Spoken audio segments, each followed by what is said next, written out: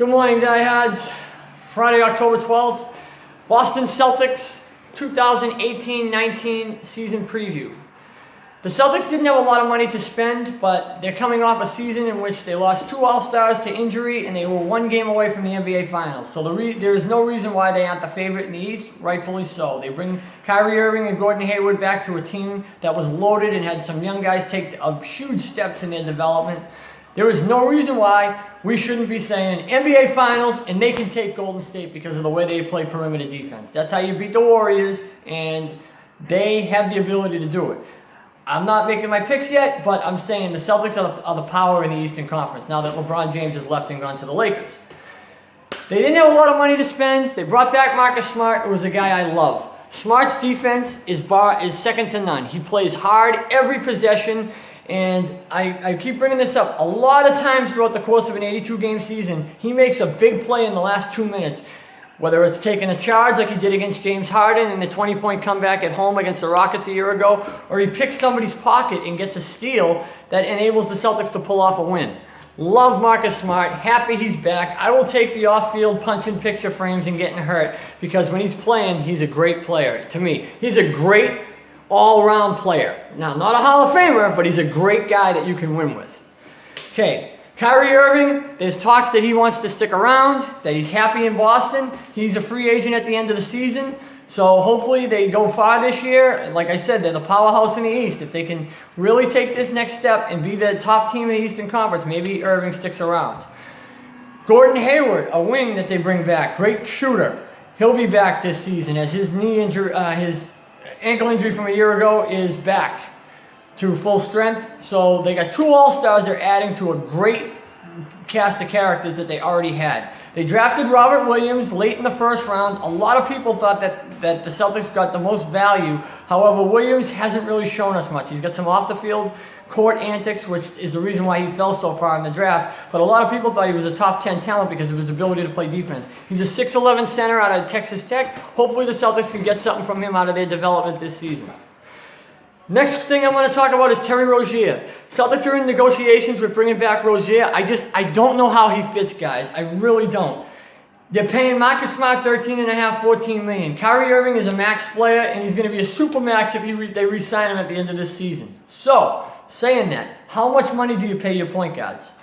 Is Terry Rozier a bad player? No. Would I love to keep Terry Rozier? Yes. And if they do give him a deal to keep him, they're going to be over the luxury tax next season, which is okay. Rick Grossbeck already told Danny Ainge, do whatever it takes. So if Terry Rozier is a guy that they want to keep, who I think is a really hot and cold type of offensive player, you will see the Celtics have one of the best backcourts in the NBA. Now, looking at the East as a whole, Philadelphia will be in the mix. Ben Simmons, J.J. Redick, the sharpshooter that they have, Robert Covington, a good role player. They get Markelle Fultz back, hopefully healthy. He changed his completely shooting style, so it looks like he's going to be the number 1 pick that they're hoping he would be a year ago, and they have the big guy in Joel Embiid.